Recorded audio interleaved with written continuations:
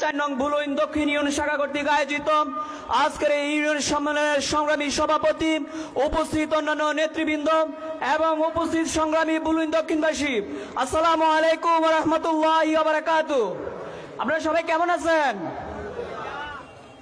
আরেকবার বলেন, আপনারা সবাই কেমন আছেন? গত বছরের 5ই আগস্ট যখন দিল্লির সেবাদাসী পর্যন্ত যার কাজ হচ্ছে পা ধুয়ে ধুয়ে সেবা করা, দিল্লির সেবাদাসী শেখ হাসিনা যখন বাংলাদেশ ছেড়ে ভারতে পালিয়ে যায়, তার একদিন আগে এই বুচ্চি বাজারে ওই শেখ হাসিনার আবার কিছু নেড়ি কুকুর থাকতো, জায়গায় জায়গায় থাকতো না? এই শেখ হাসিনার নেড়ি কুকুররা এই বুচ্চি বাজারে স্লোগান দিয়েছিল, জামাত শিবির রাজাকার এই মুহূর্তে বাংলা ছাড়।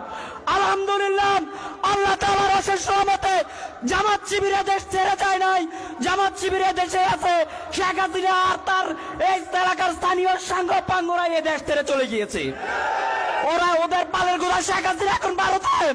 যারা এখানে স্লোগান দিয়েছিল তারা কেউ ভারতে, কেউ কুয়েতে, কেউ কাতারে, কেউ দুবাই, কেউ সৌদি আরব, ঠিক কিনা বলেন?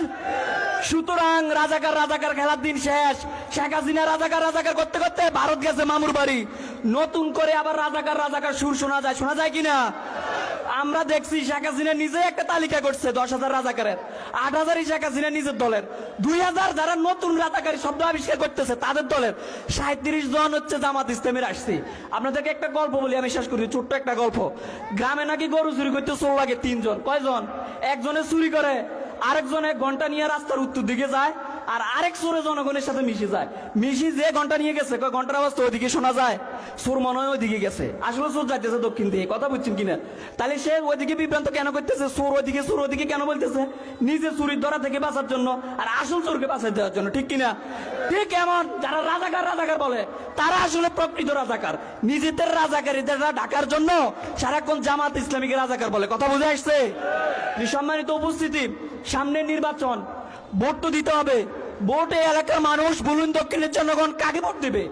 গত 53 বছর যারা ভোট ছাড়ার জন্য আসবে তাদেরকে বলে দিবেন, তোমাদের 53 বছরের ইতিহাস প্রতারণার ইতিহাস।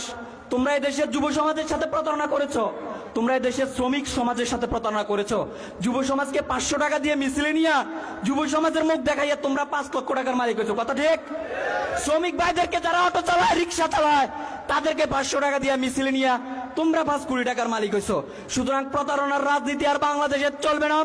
আগামী দিনে বুলইন দক্ষিণের সর্বস্তরের জনগণ দাঁড়িপাল্লা মার্কায় ইয়াসিন আরাফাত ভাইকে ভোট দেওয়ার মাধ্যমে, নীরব ভোট বিপ্লব করার মাধ্যমে শান্তিময় বুলইন দক্ষিণ প্রতিষ্ঠা করবে, এই আশা এবং প্রত্যাশা ব্যক্ত করে সময় সংক্ষিপ্ত বক্তব্য এখানে শেষ করলাম।